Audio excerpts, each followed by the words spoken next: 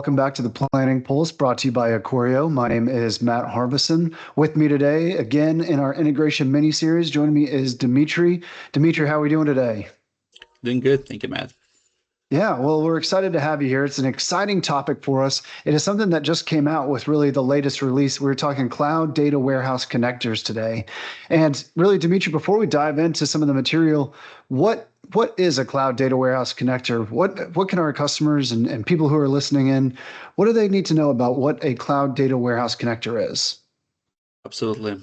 Yeah, thank you for having me. So Cloud Data Connector, or CDC, is a way to connect to data warehouses like Snowflake, Microsoft Fabric environment, or in Corta, cloud to cloud, right? So you can make a data pool without additional drivers, without additional piece of software, virtual machine, you name it. So that's really kind of in a nutshell what it is. Yeah, that's great. And I think it'll help to really illustrate a little bit about what you're talking about, the different methods that we have available. So just like you mentioned, Fabric, Snowflake, and Corda, this cloud data warehouse connector is allowing us to facilitate a much cleaner, faster connection to some of these source systems. But maybe take us back a step and talk about, what were our options for connecting to these in the past? And then we'll dig into really what is coming from Workday and what just came out in the first release. Yeah, absolutely. Yeah, let's start really fast. We're going to go with Snowflake. Historically, we could use API approach. There were two options for API. They were quite cumbersome to set up, and I would say they were quite slow, in terms of the data pool. That would require CCDS, custom cloud data source, JavaScript on our side, and so extensive setup on the Snowflake side. So we had definitely a few clients like this, but it was definitely not the first option. So the most seamless approach was AWS through S3 bucket. This was easiest to set up, available.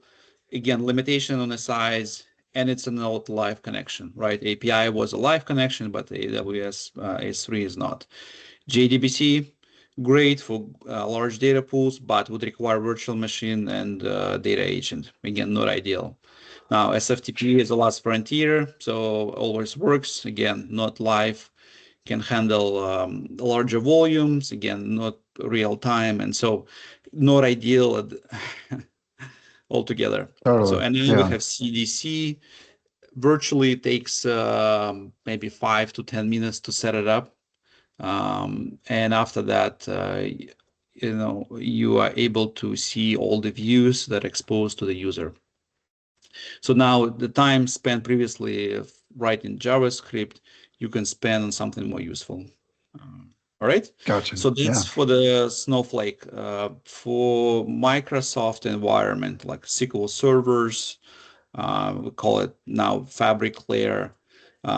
JDBC was the primary approach, but again, it would require us to establish virtual machine, data agents, update data agent. We also had Pentaho before, right? ETL tool. Again, legacy approach, probably rarely used. But now with the CDC, you can connect to Microsoft Fabric layer. And what it means is you can pull any structural data set from Microsoft environment like Power BI, SQL servers, and actually the latest development was Microsoft. You can mirror SQL Server to a Fabric, which makes it even easier. Any data warehouses that out there, data marts, data lakes, now through the Power Query all the way to Microsoft Fabric, you would be able to pull. So through the an essentially API approach, right? Hmm. So Hmm. Fabric side is a little bit more complex to set it up in comparison to Snowflake. You would have to do application where you would define the scope, access. But once this is all defined, it's a very nice and clean way to pull data. On top of this, um, we tested Snowflake and Fabric, and actually in Corta, all three, they're lightning fast. Like JDBC connection was probably the fastest of all of those. Now, the Fabric definitely, I don't know, 10x maybe more in terms of the speed. So, which is quite exciting. Yeah, absolutely. Now, a little bit about limitations. What do we have? One main limitation right now on Snowflake Fabric, I'm not sure about in Corta, still yet to test this, is you cannot pass the dynamic filters. Unfortunately, when we try to pull fact tables, GL data, or any other time series data set, we prefer to pull only certain time frame. Unfortunately, you cannot do this. It's either everything or nothing. So the option here is to limit the view on the data side to a certain time frame dynamically. So now, what's coming in the future? All three options would allow you to have transaction details enabled. So what it means is you will be able to define summary view, let's say for the GL, and also transaction view. Transaction view is not going to be loaded to adaptive. What will be accessible, similar to Workday drill through functionality, or like a NetSuite drills, right? So you're jumping from adaptive back to the data warehouse and get all the data that is underlining. All right, so that's definitely exciting. So now you won't need to load this data to adaptive, and you get as much as you can. What else is interesting? Oh, the incremental refresh, or more like event-based refresh. That's also, as far as I know, is not implemented as of yet. Safe harbor. It is coming sometime in the future, right? Again, everything's a little bit safe harbor here because this product is available, but it's still under development, right? Totally. So Totally. event-based approach, meaning if there is event happening, refresh, happening right after. But in the meantime, what I want to do is, again, this product is in the development, but you can start using and take advantage of it. So this is a slide where you can see in adaptive on the integration setup pipeline. You can do Fabric and Corta Snowflake. You can create pipelines to load data to cube sheets and standard accounts. The requirement there is the data has to be perfect. What I mean by this is the view has to be perfectly done. Nothing else is out there. And on top of this, metadata. That's the big I would say no for a lot of clients, right? Because there is only so few clients have full metadata for the whole structure. So let me share my screen and I will show what actually could be done immediately, right? And that's what we actually have done for clients that don't have metadata enabled, do not have like perfect views, right? But still want to make a connection. Okay, so if we come back here.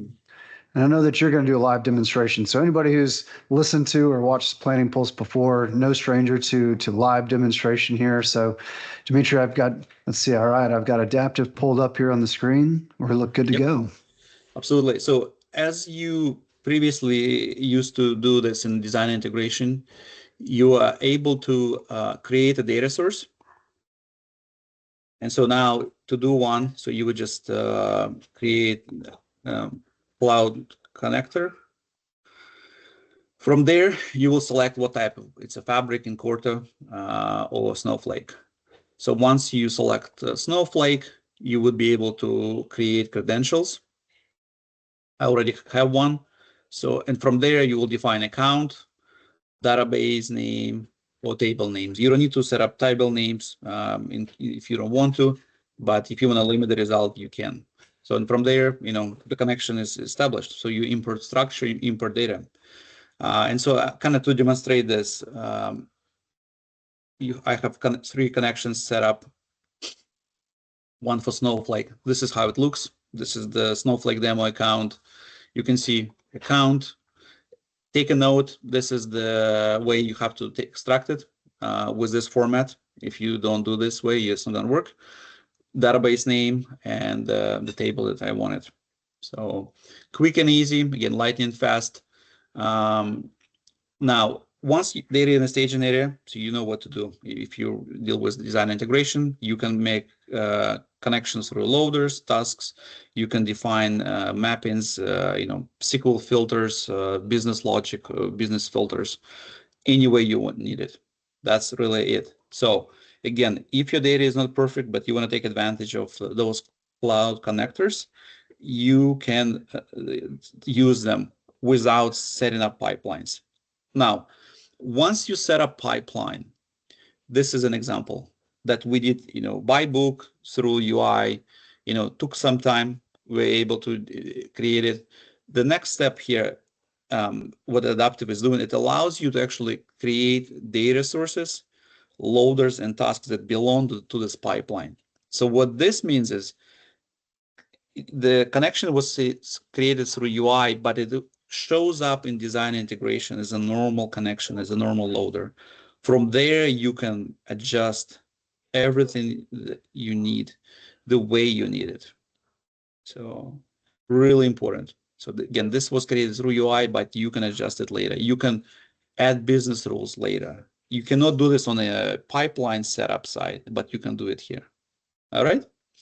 That's really it. Yeah, I'm really excited for adaptive clients, and we're definitely seeing a lot of traction, and we're starting conversion process for many, and really looking forward to do more. And I guess anyone has questions or need assistance of any kind, just let us know. Thank you. Yeah, absolutely, Dmitry. I appreciate you going through that demonstration there. I think some of the notes that you just threw out there are really important for those folks who are listening in, right? It's continued reinvestment by Workday back into the product, not just for the user experience, but also for the development side. How can we get faster? How can we get faster access to our data sources? How can we get cleaner access to our data sources? How can we reduce the overall timeline that it takes to connect to a Snowflake or a Fabric or, our good partners over at Encorta? So continual reinvestment, continuing to enhance the product that we're getting. And that's, it's very evident through continued releases, but also, like you said, through the safe harbor statement, they're continuing to build on this as well. We know that there are things that need to continue to grow, continue to change over time, and Workday is going to continue to put the investment back into the product, specifically around things like these cloud data warehouse connectors. So I'm excited that we got to continue going through our integration mini-series. We've got a few more episodes, so you'll probably see Dmitry, I appreciate you hopping on with us here to go through cloud data warehouse connectors. We are going to continue digging into more topics here in the future. So please feel free to send in any questions that you may have about cloud data warehouse connector or any other integration questions. We will see you next week. You can plan on it. Too bad.